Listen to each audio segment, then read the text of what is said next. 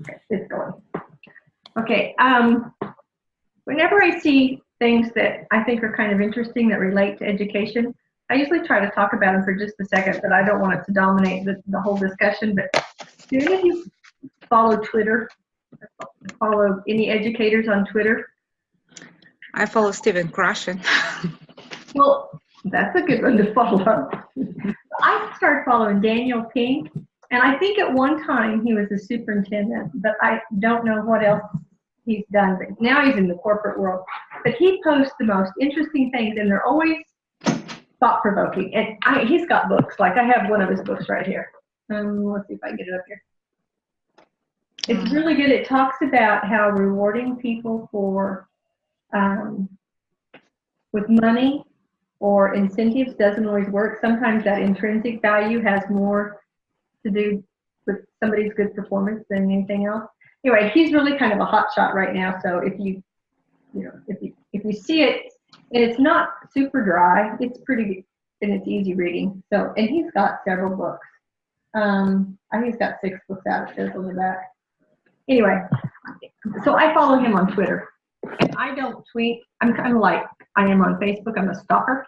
I just read what other people post.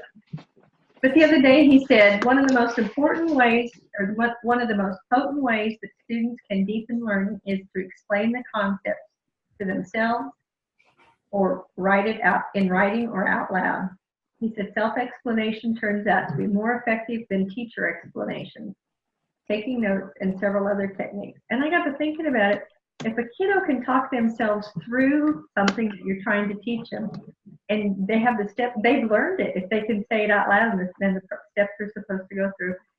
And it's like one of the strategies that we use sometimes is peer teaching or peer buddies.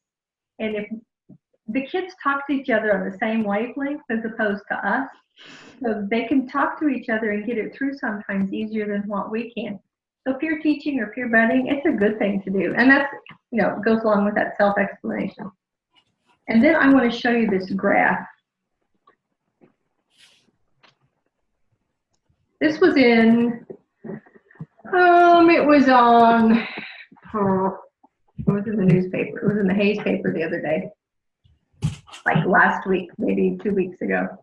Anyway, this line shows the number of people that are on restricted licenses in the state of Kansas for restricted licenses in teaching, like the limited apprentice license program that Hayes is doing, or you guys that are on waivers, it's all the same thing. And look at how much it's grown.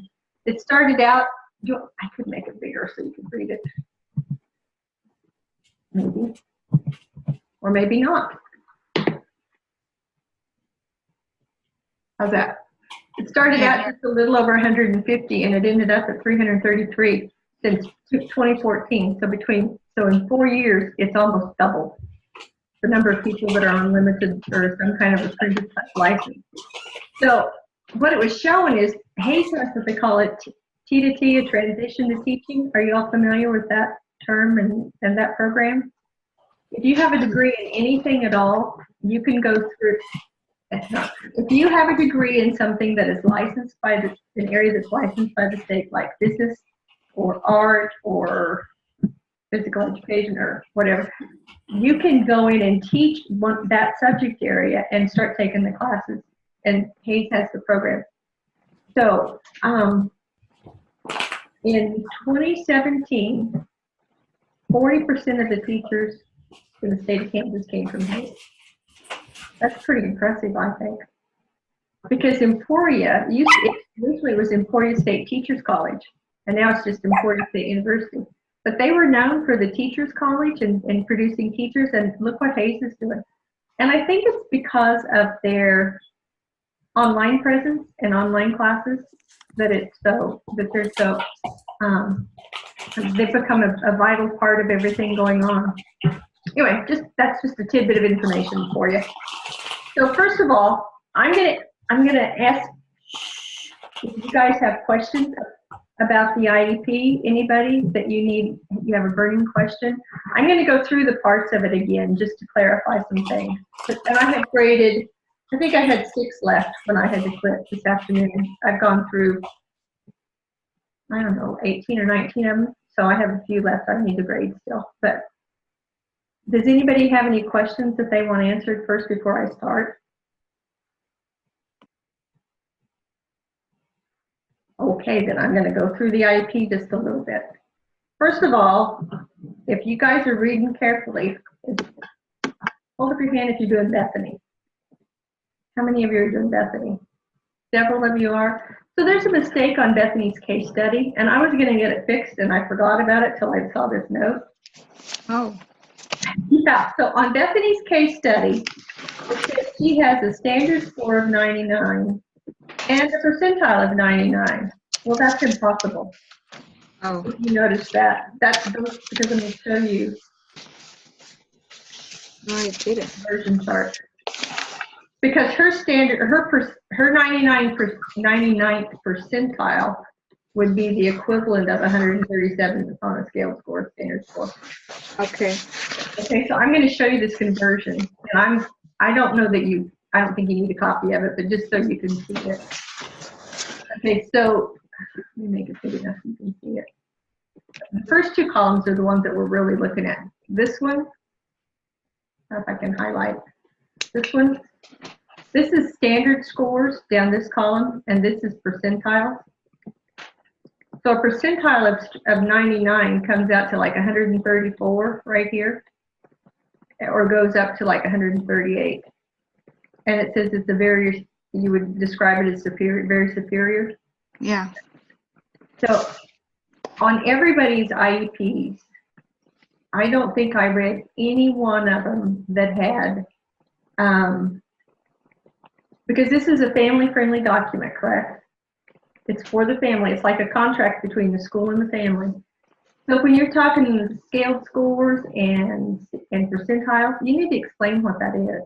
And you don't need to explain it for every single score, but once in there, it needs to be explained. And it's just one sentence that says something like percentile rank tells how the child scores compared to 100 peers who took the test. If she's at the 89th percentile, that means she did better than 88% of the other kids. And even if she's at the 12th percentile, I always try to put it in positive terms. She did better than 11 other students. Because as a parent, that makes you feel better. You know? And then on the scaled score, the standard score, just say average, the average is 100. And so, anything above 100 is good, or anything that below 100 indicates an area that might need to be addressed through, specific education or explicit instruction. Okay, so somewhere, in the, most of you included where they put their, like the testing scores. So someplace right in there would be a good place to put it, either right at the end of your test scores or a sentence at the beginning, just so that it's family friendly. Okay, who's required to be at an IEP? Somebody volunteer, speak up. Hey, can I ask you a question real quick? Of course. On that score with Bethany, so what do you want us to change that to? Use it as a 99th percentile. So it'd be 134 to 138 standard score. And you're talking about the reading comprehension. Her auditory comprehension, listening comprehension. Okay. Okay. 144. 134 to 138 would be the scale score, standard score. Okay. Okay. Yes. If you don't change it, I'm not going to count it wrong, but that's my error, and so I don't want you to think that the two 99s go together, because they don't. That's the reason I brought it up. Okay. Okay, it's because it's my mistake, not yours. And if you don't change it on yours, I don't care. I'm fine with that. But I want you to know that a 99 percentile is not a standard score of 99. That's my point. Okay. Okay. Yeah, because that's my goof. I wish I were infallible. You're not the only one. Yeah, well, I tend to not make the same mistakes day after day after day. I find new ones. Okay. Yeah. Okay, so who's required to be in an IEP? Oh, before, I'll go ahead. Do you have any questions about, before I go on? Anybody else? Okay, who's required to be in an IEP? There's four or five. You mean the The team general- members? Go ahead. Scott, you turn on your mic, okay? The general educate, can you hear me? Okay, The general education teacher, yes, the special education teacher, yes, normally the principal or someone that can stand in his place or her place. that's called the LEA, the Legal or Local Education Authority, okay, and, The parent, or their representative, and that's all. right? That's all that's required.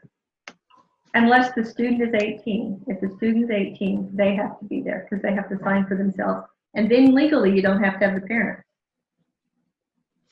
Okay? Because the student, once the student turns 18, they have to give you signed permission to invite their parents, unless the parents have retained custody of them or guardianship through the court, because they're considered adults. So, on an initial evaluation or a 3-year evaluation, the school psychologist would be present to explain, or a psychometrist to explain the testing and the scores. But the IEP that we're doing on Bethany is just an annual. So on your people that you, I'm going to sneeze, excuse me. So the people on your, that at the top of your IEP that are present, those are the only ones I want there. Okay? I don't want you to include the others, just the required. And I'm going to kick it up one more notch. In the last year, they have decided, the court cases and legislators and powers that be, if mom and dad live together, you put their names on the same line and you send one notice of meeting for it. If mom and dad do not live together, that's parent 1 and parent 2, and you know, when you do an IEP, you have to send out a notice of meeting and all of that. That means you have to send out 2 notices of meeting. And you have to prepare 2 separate ones. Okay, so if you put their names separate, that means that they don't live together. So put their names on the same line. So when you get ready to do draft 2 of the IEP, go back and change that, is what I'm saying. And that's what you need to be doing in your jobs. Is that making sense to everybody? Yeah. Okay. Clear as mud? Yes, no? Is okay? Yeah, okay. So, and the other thing is, if the parents speak a language other than English, their rights and the notice of meeting have to be given to them in their native language. And so when you send in the forms, you're going to send in an English version and their native language version whenever you send them into whoever, like ours went into a central office repository so they could forward them to the state. So wherever you send your forms, if you're, if you know, you may have 2 sets to send in. So then it gets kind of crazy because if it's parents that don't live together, you have 2, so you've got 2 notice of meetings. And if they speak Spanish, you're going to have 2 English ones and 2 Spanish ones. Does that make sense? So there's a lot of paperwork involved, but it's covering your backside in case there's ever a lawsuit. And I am all about covering my back. I don't want it hanging out because I don't ever want any questions about what I did that was, I don't want anything about, you know, being unethical or not legal. So keep that in mind, okay? And if the native language is not English, you need to have an interpreter at the meeting, and their name should show up as one of the people who's required to be there. Okay? And that's easy for some languages and not so much for others. Okay, so do you know that parents can bring anybody to the staffing that they want to bring with them? Have you had that happen yet? Any of your IEPs? Scott, who did they bring with you? Or with them? I had a family mediator, a court mediator. It was they're a divorce. Well, actually, they're divorced, but there's a father and a mother that don't live together, and so this family mediator came in, and we actually had to have 2 IEPs. Yeah, I've done that before. You have one and then you have the other and you hope they both agree to the same things because otherwise you're going to have to have 2 more meetings. It went smoothly, but yeah. Good. Yeah. So how many of you work with Hispanic families?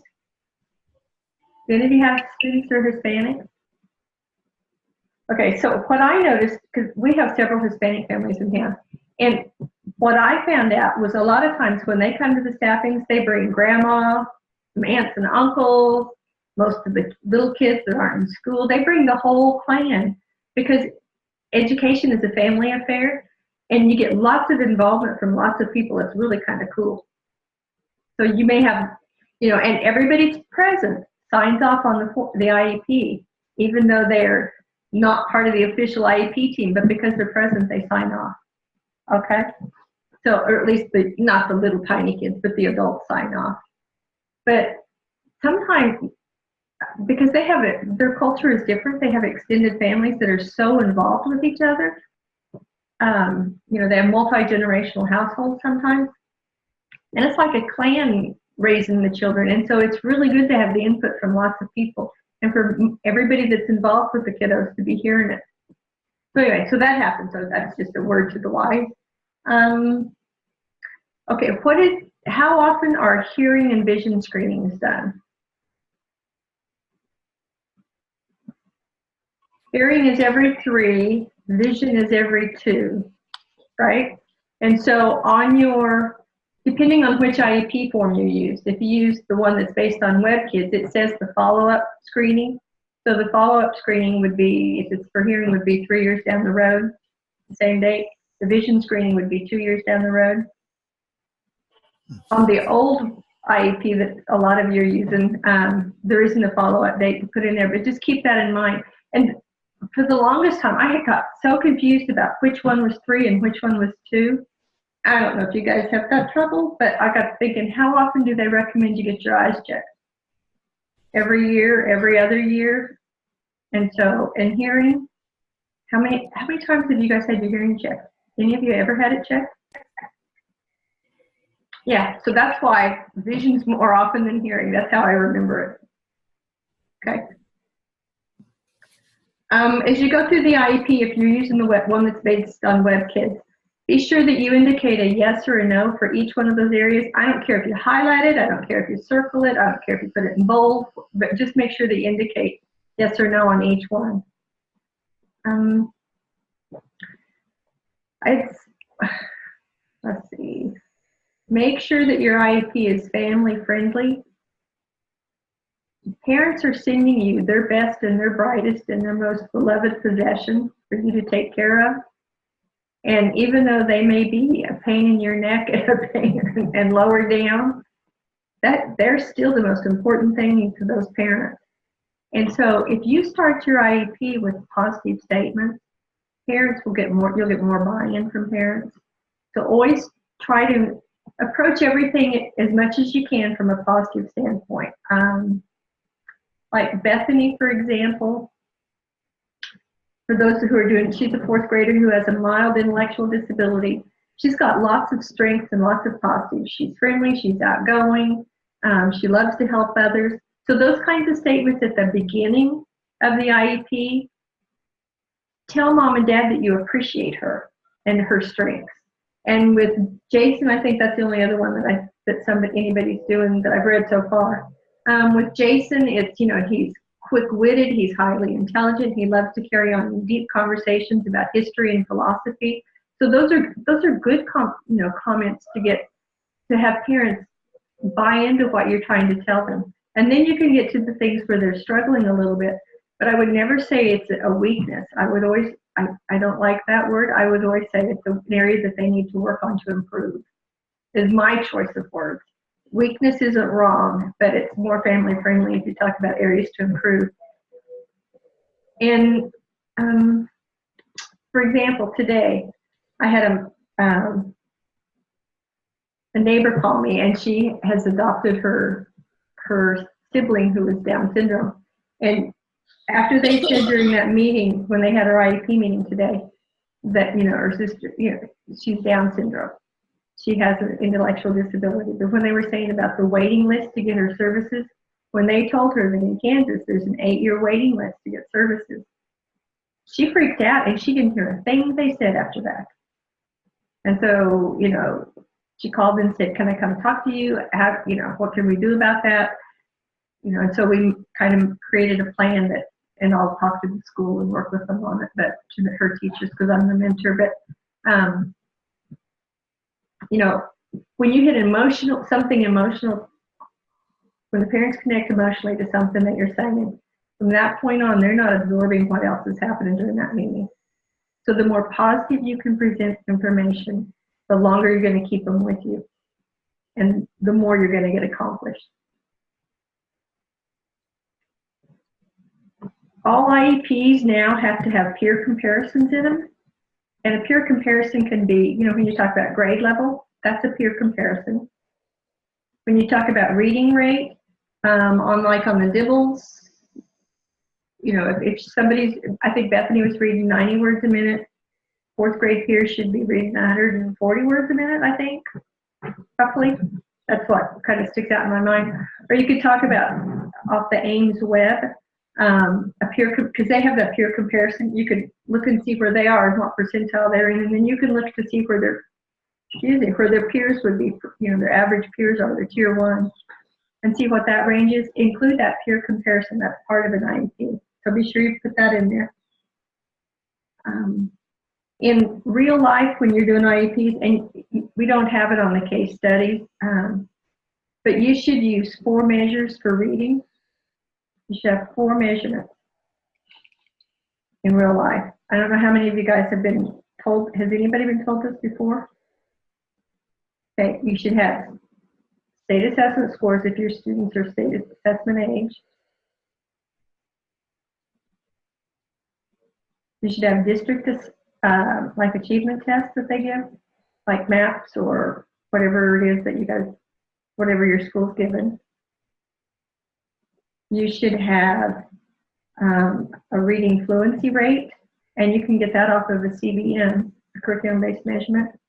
And you can also get their comprehension off of it.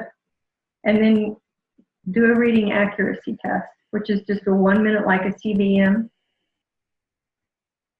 And on reading accuracy, the best thing to use is to open their science or social studies book for their grade level and have them read for 1 minute, count the correct, take the correct number of words they read, divide it by the total words, and that's the level of reading accuracy. So those are the scores that you need for reading. Math is a little bit easier because, you're going to have, well, you're still going to have state assessments. You can do CBM for math. You can do your achievement tests, but you don't have to have fluency and all that. But you can talk about the skills that they have, like what part, like for little kids, what part of the times tables do they know, or the addition, subtraction facts do they know, how many of them. And by the way, I told you to look and see how many math facts there were. Did anybody remember the number?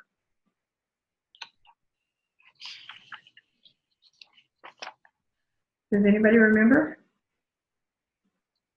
It's a big number. I was surprised. It was Is it on 120? Nope, I think it's more than that. I think it was on your quiz, wasn't it? Somebody Google it real quick. How many math facts are there? Is that what it says? I think it's more than that. Or was it like 400? Yeah, it's like 440 or some weird number. Yeah. Yeah, it's like 400 and some. Anyway, but you could talk about that for little kids. With upper level kids, like high school level kids, you could talk about, can they solve equations with 1 variable? Or can they solve equations with 2 variables? Can they solve linear equations? So you can get into the curriculum stuff, which is pretty important. On the social emotional section, make sure you talk about peer relations and their self-confidence. Like, do they have self-confidence or do they not? for general intelligence, for the IEPs that we're doing, most of you, the school psychologist on the placement and on the 3-year evals is going to fill out the general intelligence section, and you're not going to have to write anything in there. But you need the identified label for the disability category. And there are 13 disability categories in Kansas. And I'm going to have you guys help me name them all. Learning disability, intellectual disability. Okay, Kansas includes giftedness as a disability. Not as a disability, but as an exceptionality. We'll go with it that way, okay? Blind, deaf,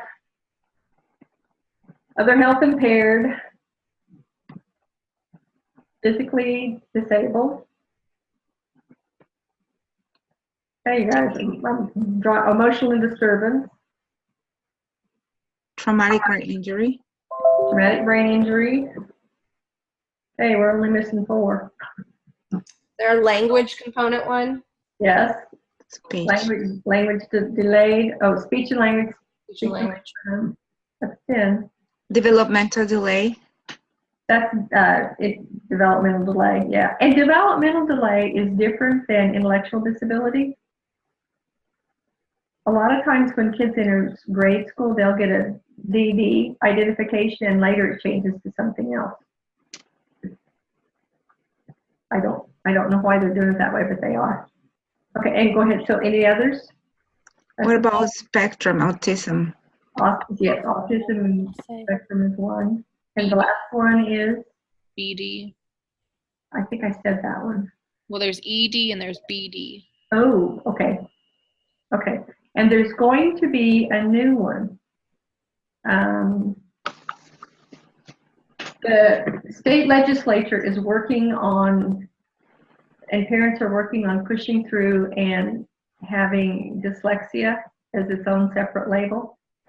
They will not be educated in special education just because of dyslexia. They will be educated with their peers. But it's going to affect special education, I think, in that the school psychs are going to have to do the evaluation. So that, you know, when you're talking state assessments and identifiers and all that, so dyslexia is going to come into the play somehow pretty soon. So we'll see what happens with that. I'll keep you informed as long as class is going. Okay, so extended school year. Have we talked about this at all? I kind of didn't think so, but I get confused between groups. So anyway, extended school year. Extended school year for high school students does not include credit recovery. Like if a student fails a class, they don't get summer school or extended school year in order to make up that class. Extended school year is only for kids who would make, and there's a formula, mathematical formula, who regress so far that it takes them more days to catch up than what they lost. And those are the only kids that the state will help support financially for extended school year. And there is a formula that you guys don't need to know, but there is a formula. So if you have a kiddo at the high school level who's going to take driver's ed and it's only taught in the summer and you don't do extended school year, but the student is not a good writer or not a good reader, how do you get services for them? You fill it out just like you would for extended school year, but the purpose is not based on regressions, and you can give them the same support that you would give them during the school year. So it's like a continuation of their IEP for the summer, for just the amount of time, not while they're in the car driving, but while they're doing the paperwork and the classwork for driver's ed. Okay. On the IEPs, oh, my clock, just a minute.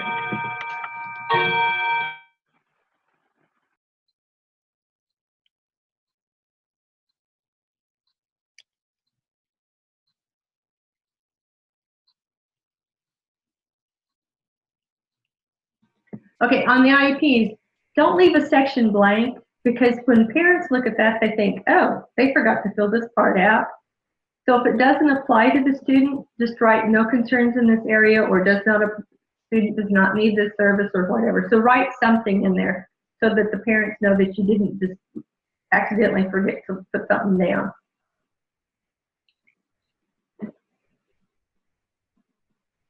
Okay, when we're talking about general intelligence, I'm going to go back to that for a little bit. On an IEP, for our purposes, because we're not school psychs and we don't have all that testing that they have, you're going to include in that general intelligence, you're going to include what the disability is, like what the label is. Like, Jason has been diagnosed with a learning disability. And then think about how that might have impacted his education as far as how does it affect his learning? And he has ADHD or ADD, ADHD.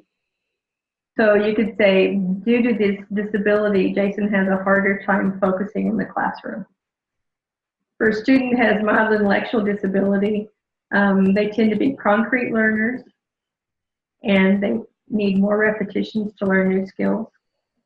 Those are the kinds of things you're going to put on there. For Jason,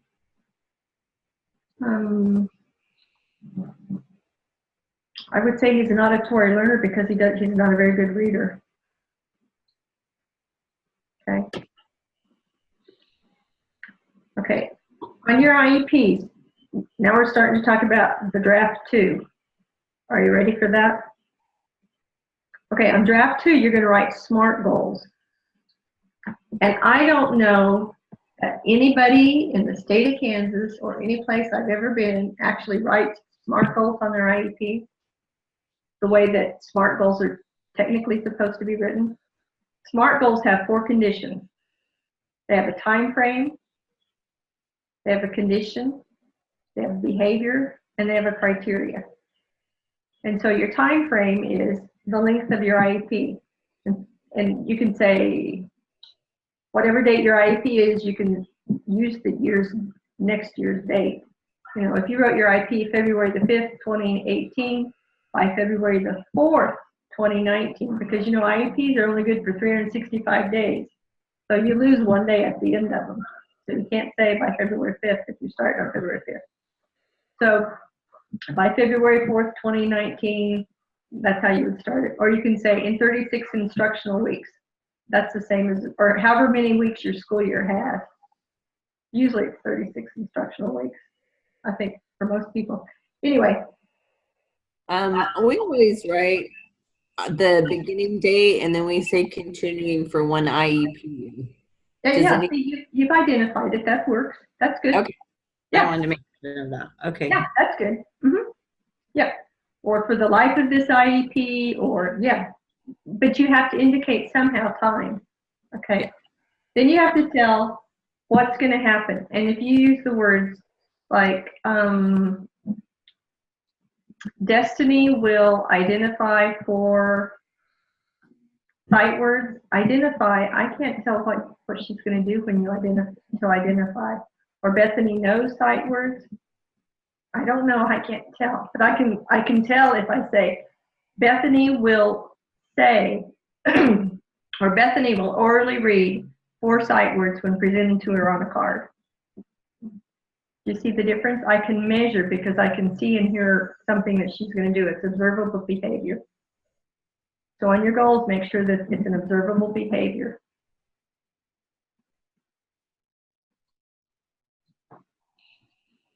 And now, excuse me, when shown when shown a card with the sight word on it, that's the condition. Or after silently reading a paragraph, Stephen will correctly orally answer 4 comprehension questions. So, I mean, the wording is kind of clunky sometimes, but they're very specific. And how much? What's your criteria? Remember, 80% is considered mastery. So 80% is a lot of times the mastery level used on goals. And you can say 80% correct in 4 out of 5 trials, because you know there could be an off day when you're checking your data.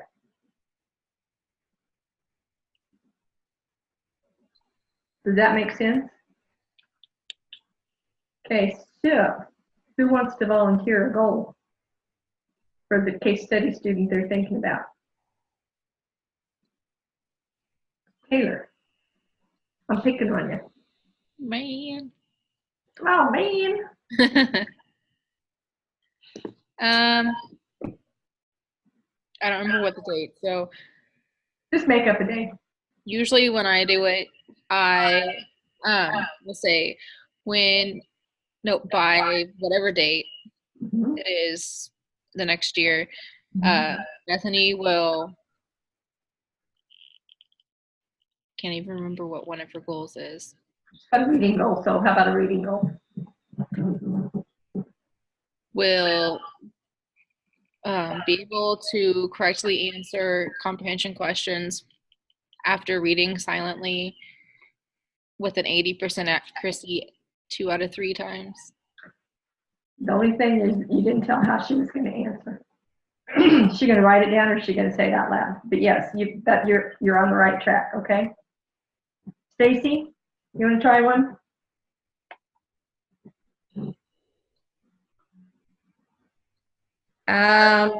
So like a reading goal, I guess like I usually do stuff like by the end of the IEP year, and then I put the date, whatever the date is, when given an end of a 3rd grade reading assessment, level P, Bethany will read with at least 95% accuracy and 70 words per minute. Okay, so she's good. Okay, so go ahead, were you finished? No. Well, it depends on what I'm using. I've kind of changed some of my goals this year. We've been using AimsWeb more.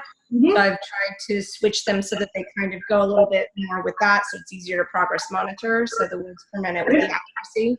Plan, yes. So, Accuracy is still good though. yeah.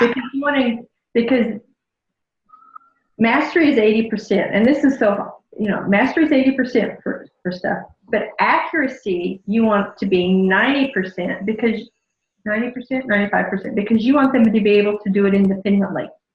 So that's why you want accuracy to be higher, because you want them to be able to do it at home or wherever they are, so that they can become independent learners. So you want your accuracy to be higher than what? Yeah. And then I typically do it over 5 probes, so it has to be consistent. Right. So instead of just one really high score and then, oh, she's met her goal, but then the next time I progress monitor, she's dropped down. With that, I average out the 5 with the errors to figure out her words per minute with her accuracy. So Good. Okay, so who has a high school student? Who wants to give me a high school goal for reading? Just to have an example. Kyle, you're not high school, are you? Yeah, I'm high school. Okay. Good guess. Okay, what's your high school goal? I could say by April 7th, 2019, the student will be able to correctly answer 4 comprehension questions after short readings with 90% accuracy in 4 out of 5 attempts. You got to say how they're going to answer. Are they going to answer it in writing or orally?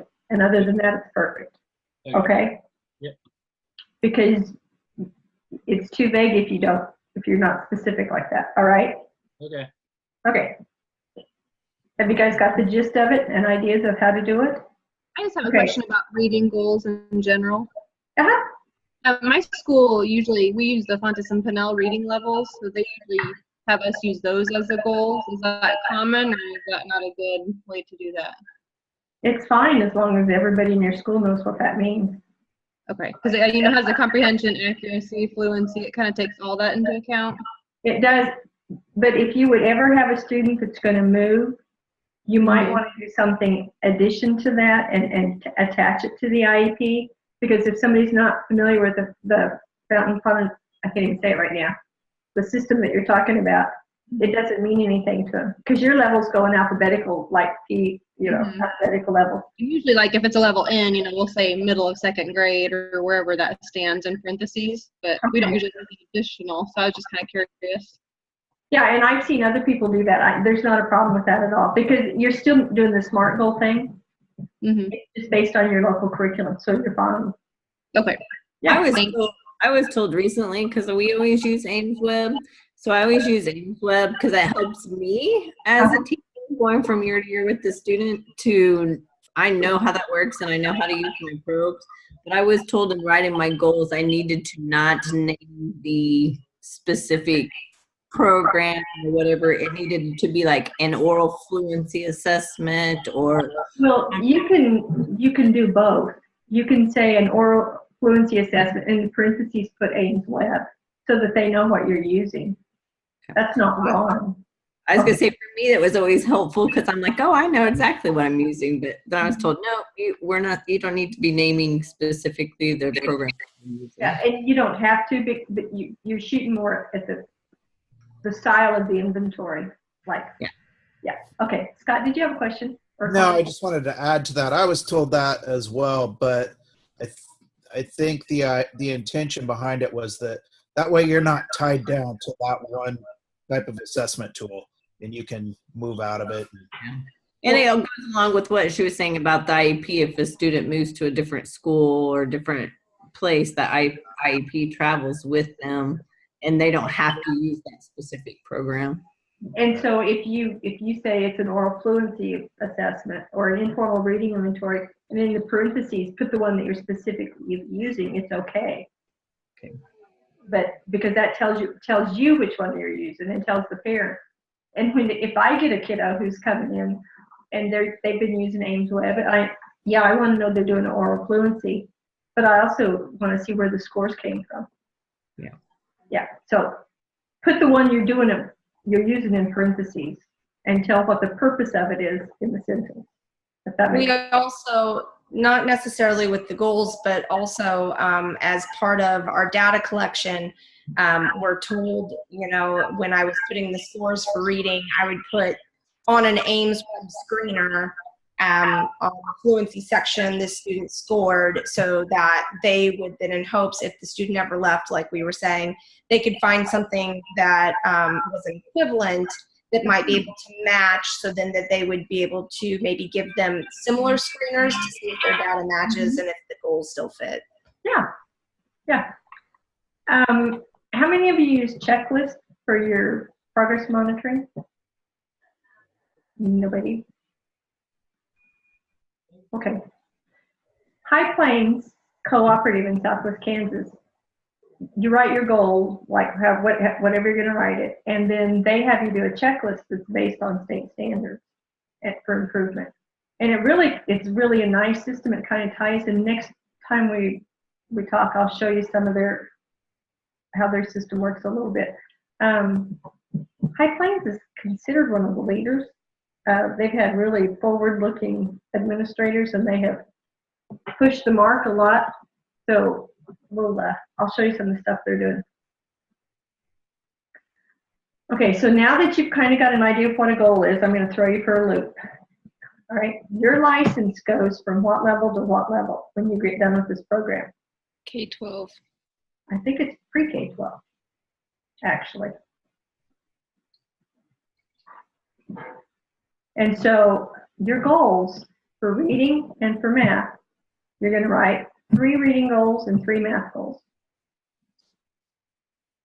But you're not going to write, like if you pick Bethany, you're not going to write 3 reading goals for a 4th grader. You're going to write a preschool goal or kindergarten, a 4th grade goal, and a high school goal. And the same for math. Because even though you sign a contract that says you're in this school at this time, there's a little something in your contract that says, or other duties as assigned. That means if there was some god-awful reason, who knows why, they could move you to another classroom at another grade level in a heartbeat. So I want you to be prepared.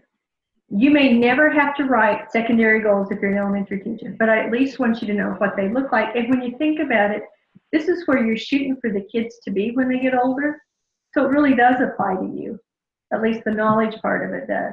Like what kinds of things should they be working for in or should you be trying to prepare them for? And so for high school teachers, working backwards, It helps you know where they've been and maybe where they're missing out. What areas need to be improved. So for preschool or kindergarten goal, it might be for reading, it might be just knowing, being able to say the names of the alphabet when shown a card, you know, uppercase and lowercase. For math, it might be being able to orally say the name of a number when it's shown to them, or to be able to orally count to, or to write their numbers to 100. I mean, so it's really basic.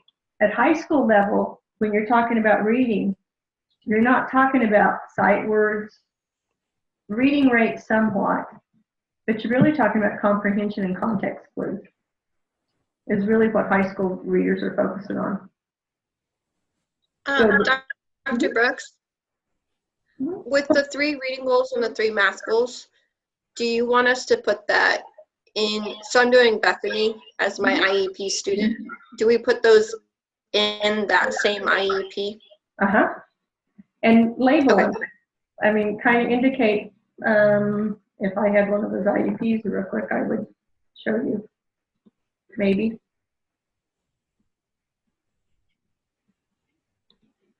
Let me pull one out and see if I can real quick.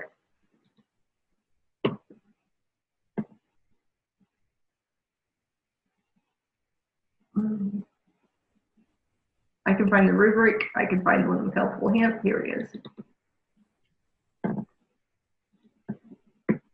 Okay, let me share. This thing just covered up my whole screen. Okay, now let me share.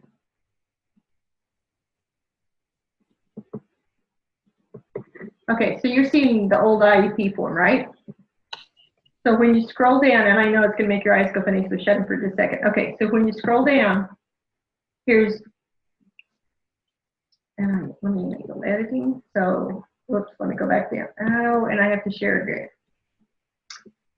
The share thing, it doesn't work as nice as I would like for it to. It doesn't play nice always. Okay, so I'm just going to type in here reading. And on this baseline area, I'm going to talk about math. Okay, and so this one I'm going to write pre-K. And then I'm going to write what my goal is.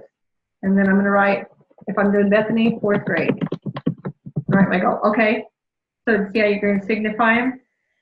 Okay, so you have an idea of the goals to write, correct? Okay, this baseline area in here, I've learned from watching people do their IEPs for this class, they're putting all of the test scores in there, and that's not what the baseline is. The baseline is based on your goal. So what I want you to write in there is something about your goal. Like, Kyle, you told me what your goal was and I forgot. You want to repeat it again? Yeah, it was correctly answer 4 comprehension questions in writing after short readings with 90% accuracy. 4 out of 5. So what's your baseline? Where do you think you're starting? You're going to have to make up something. It's not in the case study. The baselines you're going to have to make up. I mean, is that something I would get from like a state standard, like an ELA state standard, or? Well, if your goal is you want them to improve comprehension, your baseline could be that they're answering 4 out of 5 comprehension questions with 30% accuracy. Okay, yeah, I got you. Okay, I mean, you know, they're orally answering 4 out of 5. Okay, so you're going to come up with a number, a measurable number that you're going to start at, and then you're going to work up to that goal that you were just talking about. Okay. Okay? The baselines for our grade level goal, right? Yes, only your grade level goal. Just wanted to make sure. Yes, so you only have a baseline for math and a baseline for reading.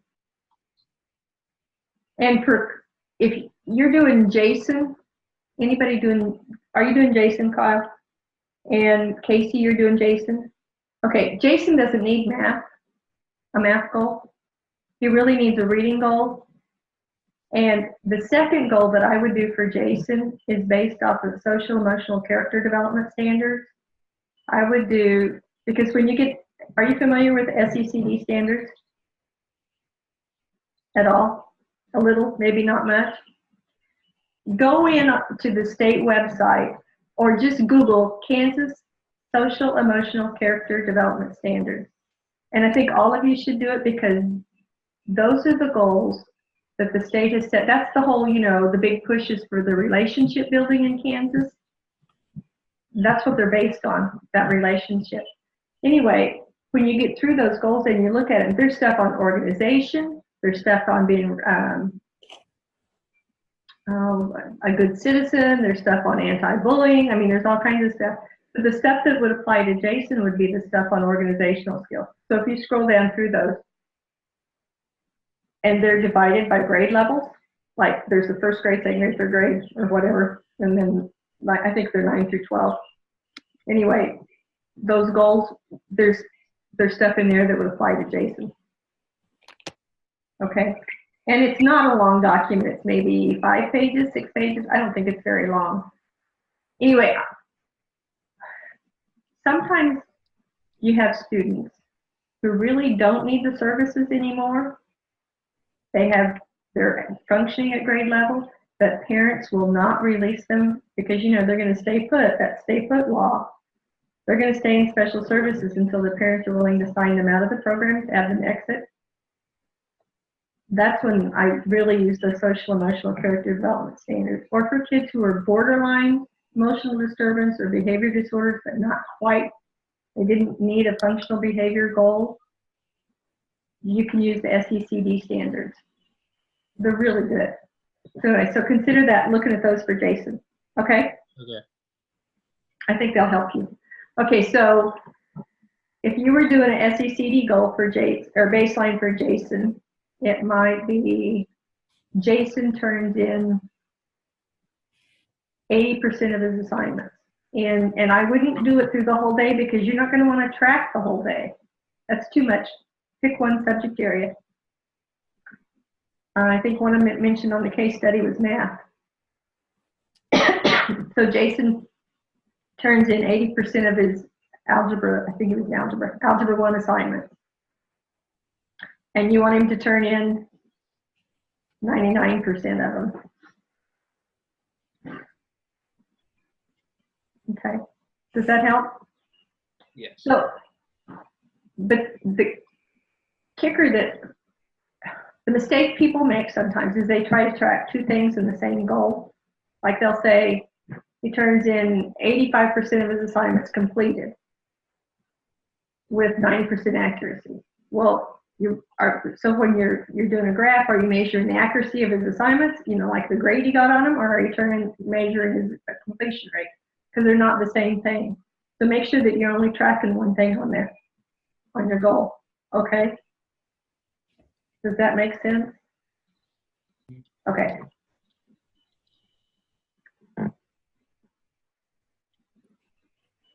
Okay, I'm going to show you the next part.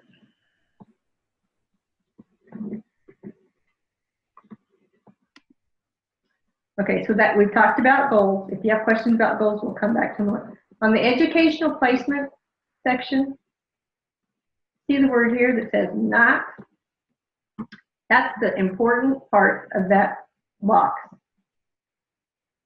On the educational placement, what is happening with the other kids, the non-identified kids, if that student is not in the classroom, or that student is pulled to the back of the classroom and getting individual help? What they want to know is, what are they missing out of the curriculum?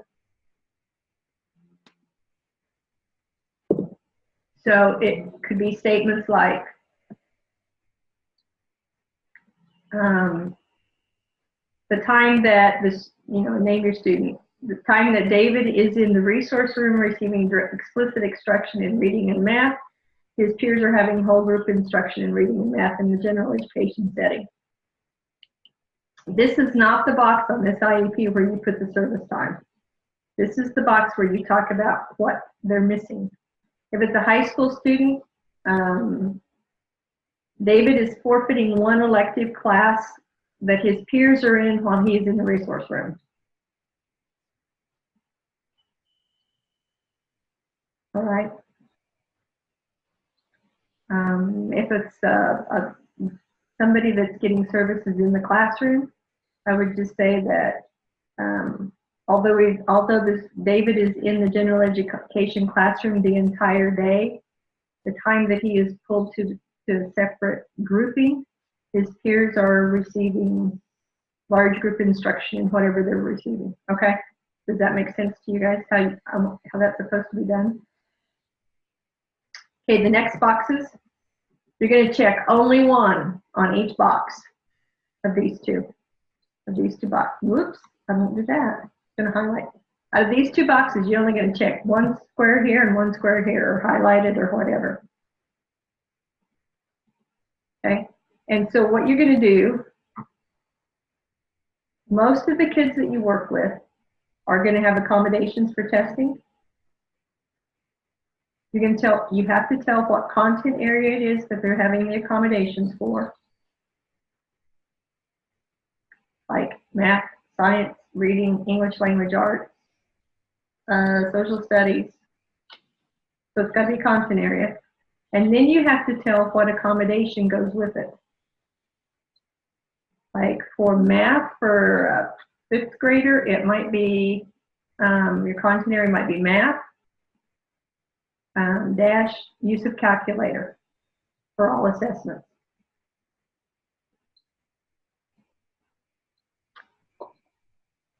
Because state assessments are not timed. Oh, I'm on the wrong. Okay, this box is state assessments. Because state assessments are not timed, don't include extended time here. Because state assessments don't have any time frame on them. On Ames and some of the achievement tests, if they're timed and you think they need extra time does not cut it. You have to be specific. How much extra time? Double time, time and a half. You know, you have to be that specific. So it could be reading assessment, orally read to student with double time. So you getting the gist of what I'm getting at here? Does that make sense to you guys? I see a head shake, yes. Does that make sense, everybody? Okay. So I had a quick question about accommodations. Mm-hmm. So you were just talking about the state assessment, and let's say that a student has an accommodation. Let's say a student has an accommodation for a read aloud if it's above their grade level. Mm-hmm. That does not apply when doing a state assessment, correct? Because nothing can be read out loud. Right. State assessments can have machine read aloud to them on everything except the reading assessment. And it will do the instructions, but it won't do the test. But they don't let individuals read to students on state assessment. It's a machine thing. It's that machine language, and it's really boring, but yeah. Okay. Does that answer your question? Okay. Yeah, state assessment, and thank goodness that the emphasis on how well students do on state assessments is changing, and they're looking at more things than a 45-minute test that tells how well your school's doing, how well the kid's doing. You know, one day, 45 minutes for, that's just craziness. Okay, so the next box. This is the box where you're actually going to put the service time that the student gets. And it needs to be frequency, duration, location. Frequency is how often, like daily, weekly, 5 days a week, whatever. So the way I usually do it is minutes per day, days per week, instructional weeks per year. So I would write 55 minutes per day, 5 days a week, for 36 instructional weeks. Okay? It has to be that specific. And then related services. I'm going to stop sharing for just a second. How many of you guys have school social workers that are not part of the special ed team? That are part of the special ed team? Reagan, your social worker is a special educator? Oh, no, sorry. I thought you said just a social worker that sometimes comes to our meetings. So if you're going to have related services are for special education services. It's not for services that are not part of special ed. And if you suggest, this is one of the things I think I've been neglectful about telling people. If you make a suggestion during a staffing, I think this student would really benefit from counseling, that makes the district liable to pay for it. So you don't want to make any suggestions about services. What you can say instead is, have you ever thought about checking into counseling and seeing if they think that your son or daughter would benefit from it? So you put it back on the parents. Does that make sense? That's a whole different ballgame than saying, I think your child needs counseling. Because you're a professional, and it's a professional opinion. Therefore, they need it. Therefore, you're part of the school, and the school gets to pay. And when I first learned that rule, I was really indignant about it. It was like, but if a kid needs it, a kid needs it. Who cares who has to pay? Well, when you get into the budgeting part of school and keeping the doors open, I kind of started understanding a little bit better. You know? So anyway, so be careful. Don't ever make a recommendation of, I think they need something that is going to cost. And if you are going to make that recommendation, you check with your administrator ahead of time and make sure they're on board with it.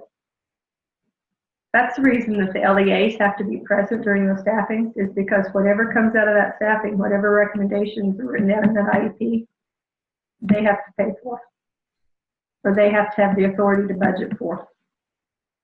So that's part of it, and to make sure the laws are upheld and all of that stuff. But anyway, that's part of their purpose there. So if you ever think that you're going to need something that costs something, like, even if it's special transportation, you know, I firmly believe that you do not ever blindside your administrator with unknowns in front of parents, especially. You go to them ahead of time. Even things like, do you know about alternate graduation plans? Are anybody familiar with those? Have you ever, Kyle, Scott, are you secondary? You're not secondary, are you, Kyle or Scott? Casey, you're secondary. Kyle, secondary. Anybody else? The state has allowed for students that have significant disabilities or otherwise to have an alternate graduation plan. And an alternate graduation plan says that they have to have 21 credits, and they have to have, and you can't quote me on this because I can't remember which one's which, but they have to have a government and a history credit. One of them's a half and one of them's a whole. I think government's a half and history's a whole, but I'm not positive about that.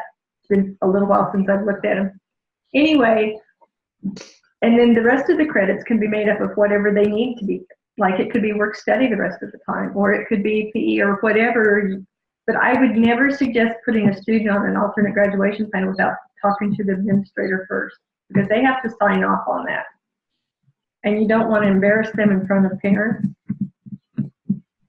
And most of the time, well, I don't think I've ever had one disagree with me. When I talked to them ahead of time and said, I think they're going to need an alternate graduation plan, they said, oh, yes, definitely. You know, so there is such a thing, and there's a place on the IEP to mark it. And then their courses study, where you list all their courses, becomes their official transcript. So anyway, related services are the services that are on the IEP. And the reason I keep turning off the sharing is I can't see your faces when I'm sharing. It bothers me. I feel like I'm talking to the wall. Okay, supplementary aids and services. Those are things like speech-to-text technology. It is not a computer. It could be books on tape. And you have to describe them. Okay, and you have to tell frequency, duration, location, all that stuff again, same thing. And then the last box on the IEP on this one is modifications and accommodations. Generally, the administrators will tell you 3 or 4 is max. Because more than that is too hard to implement. And if it's written down, you're liable for it. And if you say that you're going to read all tests to a student, that means all tests in every subject all day long, all year long for the life of the IEP. That's almost impossible to do. And so you're going to say things like orally read, and what tests do they really need read to them? You know, if they don't need all of them read to them, do they need science test read to them or social studies test read to them? And when you're talking elementary school, so much of the time, even though they're taking a test, the teacher will read most of the stuff out loud and go through it anyway. So they've already gotten a clue for it, or they can have a parent beside them and help them with words they don't know, or a buddy or something. So it's not all tests all the time.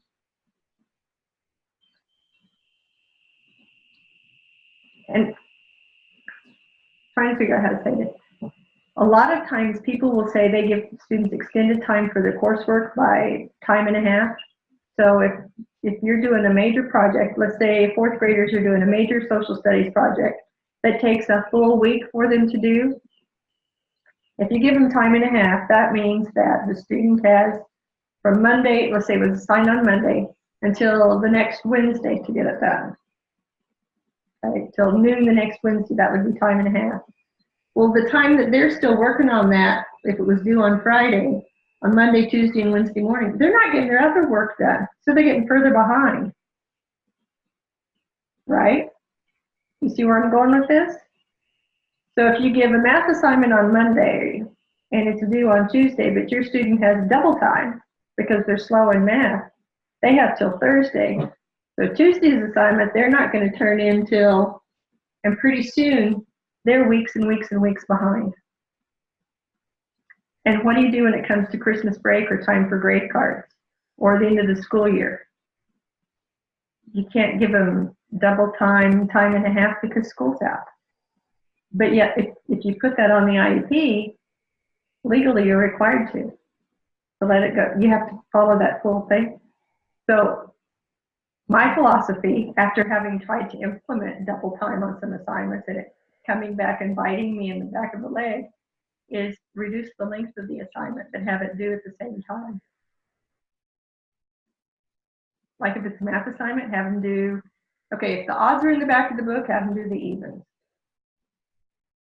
Or don't have them do the first half of a math assignment and not the last half, because usually they're chunked up into kind of sections with different skills, different sections, and if you tell them that they only have to do the first half, they're never practicing some of the skills. So odds or evens or every third one, something like that is far better.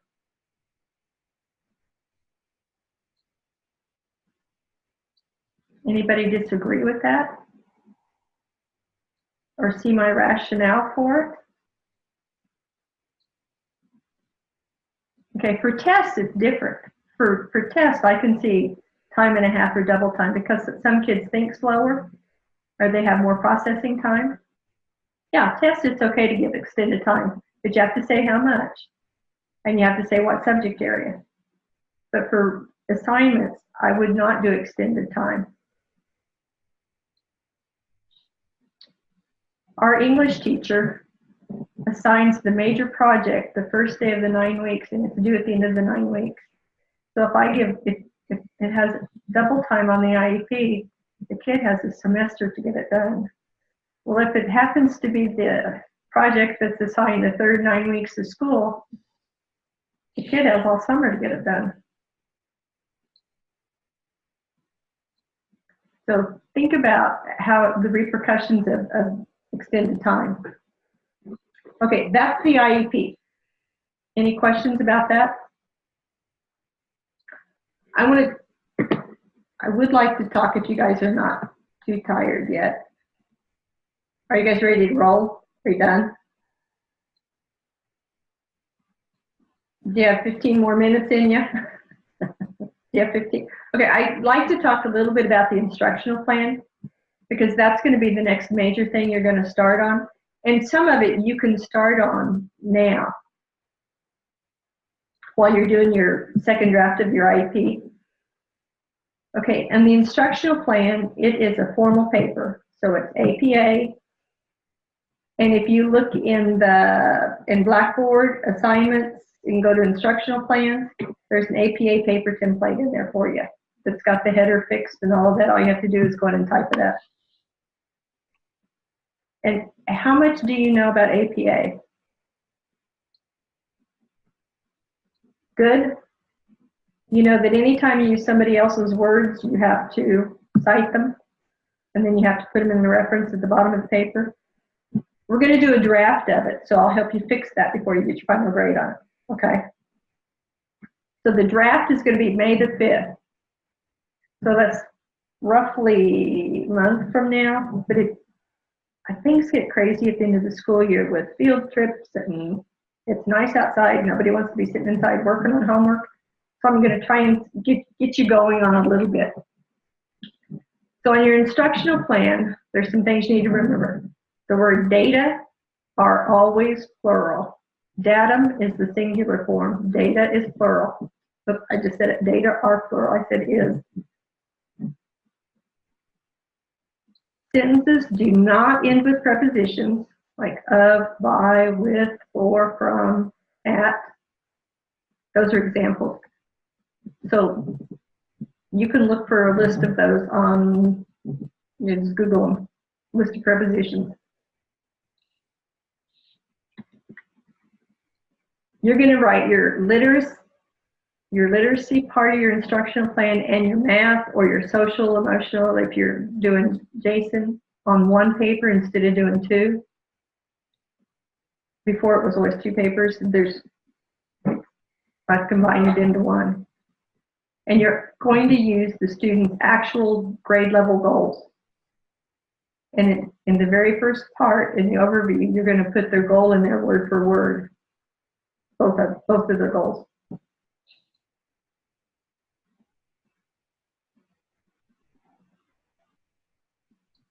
Okay, it's a formal paper, so it's going to have 5 headings. So I'm going to show you what they are.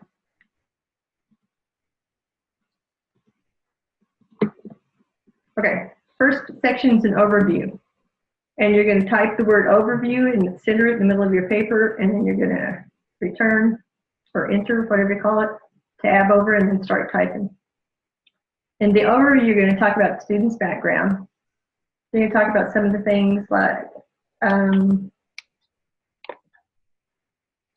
you know, their strengths, their weaknesses, not necessarily academic strengths and weaknesses, but just personality and the things that ended up with them being in there. You're going to identify the student, their disability,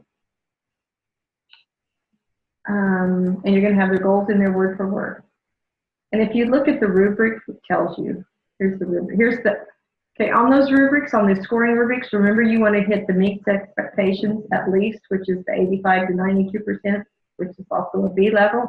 So in the overview, you're going to describe their cognitive, academic, you know, all those things. All right, the next section is the gap analysis. And you're not going to use scores as much as you're going to talk about skills. And you're going to do a real strong comparison of this is what typical 4th graders or this is what typical freshmen are doing. This is what the student I'm working with, or this is my case study student, what their strengths and skills are. And this is how much difference there is between them and how much we need to work to pull them together, to pull the student up. If you happen to be doing a student that's gifted because you're in the gifted program, you want the gap to get bigger because you want your students to be making progress at their own pace, which is faster than what typical kids are. So you want to increase the gap. If you're working with a high incidence kid, you want them to be pulling up towards the gap and closing the gap. Okay, so the third part is evidence-based instructional strategies. And the most important thing to remember about this section is the strategies that you choose to use with the student have to come from Blackboard or the course resources. It has to come from Blackboard or the textbook because those are evidence-based. Don't Google reading strategies because those aren't evidence-based. You can get all kinds of stuff.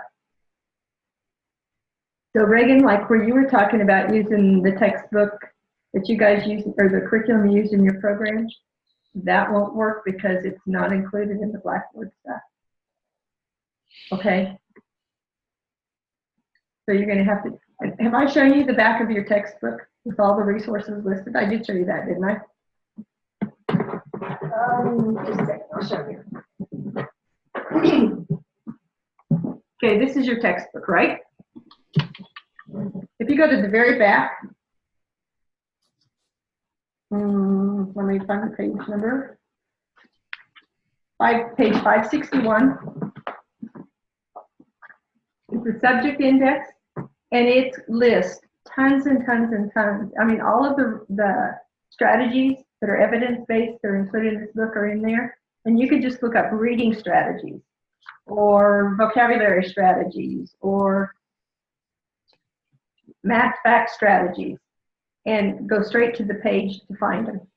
This is the best book I think I've ever seen. It's an awesome resource. So it's one that you're going to want to, you should keep to use in your classroom. So anyway, the strategies have to come either, excuse me, off of Blackboard or out of the book. Then the next section is, okay, so in strategies, you're going to have a section, you're going to have a math, talking about math goals, or reading, and then a section on a couple paragraphs on reading. Or if you're talking about Jason, you're going to have reading, and then a couple paragraphs, or maybe a paragraph on organization. Okay, on your placement, on the next section, placement, frequency, intensity, and length, that's the service time. So just a couple of sentences is all you need. A paragraph is way plenty. The last part of the paper is how you're going to progress monitor. And it's not for the parents nor the students particularly. It's for the special ed teacher. So you can see that what you're doing is effective. The rule of thumb is that you progress monitor every 3 weeks. And in the rubric, it says,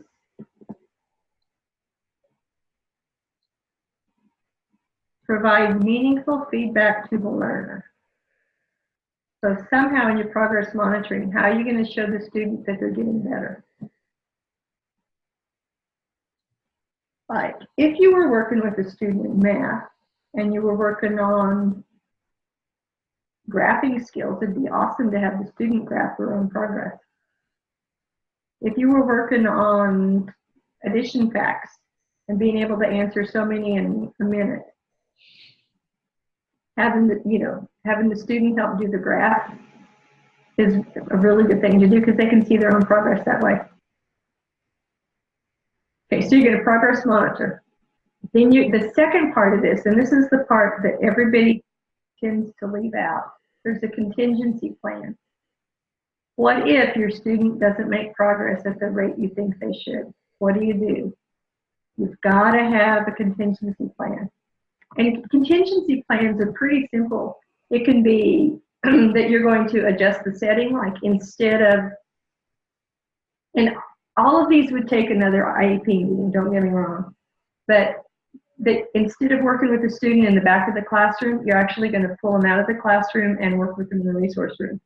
Or instead of working with them in a small group, you're going to work with them individually. Or you're going to increase the amount of time you're working with.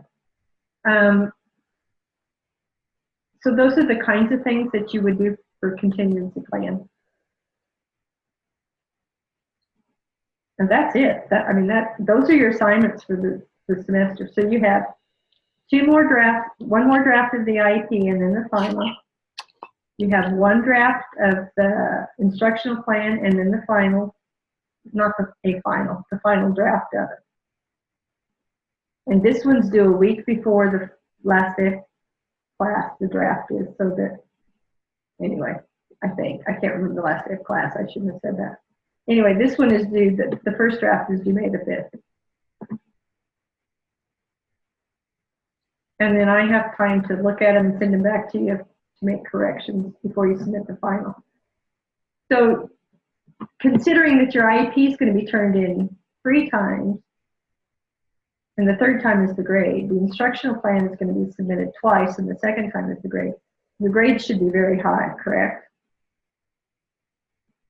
I think everybody gets an A, and maybe a few people get a B. I mean, because you have chance for correction. So when I mark on them and I send them to you in the review mode, when I'm sharing my screen, the tracking changes in review mode doesn't work right. That's the reason I can't take it out and show it to you, but it is easy. So you click on review mode, and if tracking changes shows up in gray, it's still in tracking. So click tracking changes until it's clear. Then click review mode and you're out of it. Okay? Okay, so this is what's going on for the next 3 weeks. Okay, this is this week. You're talking language.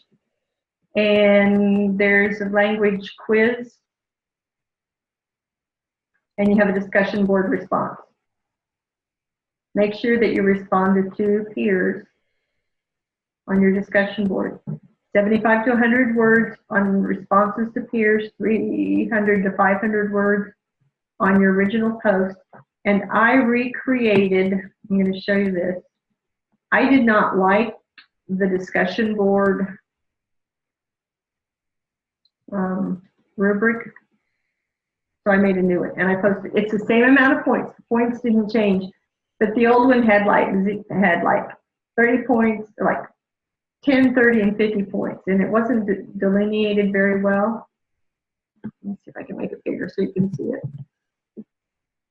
So I went in, and these are the things that I look for on the discussion board. The same amount of points total, but that gives you an idea of where you get your points. Does that make more sense to you? Hopefully you'll like this better.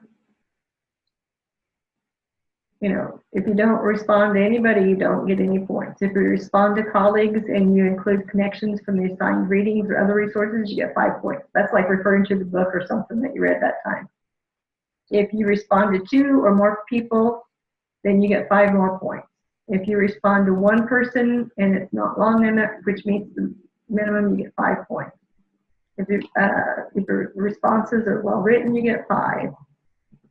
So see where I'm going with the points, to see how you can earn your points on there? I think it's a lot clearer than the other one. Okay? So, with that being said, it's almost 9 o'clock. And Scott's sleeping, I think. Okay, do you guys have any questions?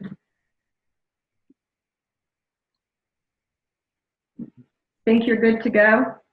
You know, sometimes when I took classes, and it hasn't been that long ago that I finished up my doctorate, it's like I would listen and I think, okay, I've got this, I'm clear, I'm good to go on it. And then I'd start on it and I think, I don't remember how to do this. If you get to that point, email me and I'll help you a little bit. All right? I'll help you get started. And I've had several people email me about that they needed another day or 2 on assignments. I'm fine with that. Sometimes, you know, you've got 3 IEPs this week, or your kids are sick, or whatever. It's okay. I'll work with you on that. Okay. So any questions or comments for tonight? Too much information, not enough information. Too much? Yes. A little too much? Okay. If it's, I would rather give you too much than not enough, actually. Okay. I think we don't meet for 3 weeks now. Or maybe it's the Sunday after Easter or something like that, which is about 3 weeks. And towards the beginning of the next module. If you need help in the meantime, email me and let me know. Okay? And I uploaded the rest of the IEP on the WebKids IEP. I've included the rest of it that I want you to finish on there, so you can just copy and paste it into the one you started if you're using that format. And I skipped parts because there's parts of it we're not doing. Okay. Okay. Okay. Good night. If you need anything, let me know. Okay. Thank you. Thank you. You're welcome. Good night. Thank you.